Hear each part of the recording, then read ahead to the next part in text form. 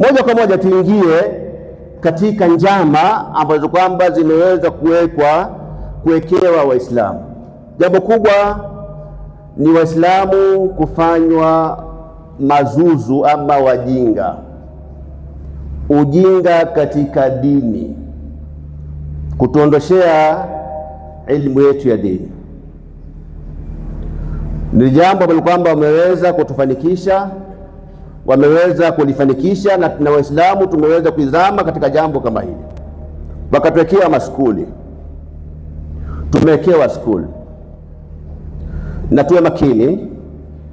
Sikukaa hapa ama siyazungumzi haya kupinga skuli, hata watoto wangu wanasoma skuli, lakini kuna kitu ambacho kwamba nitakieleza.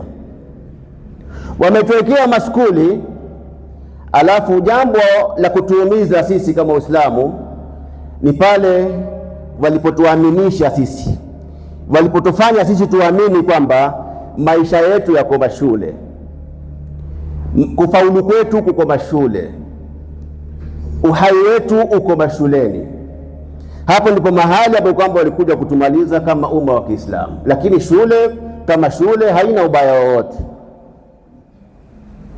Shule kama shule haina ubaya wowote.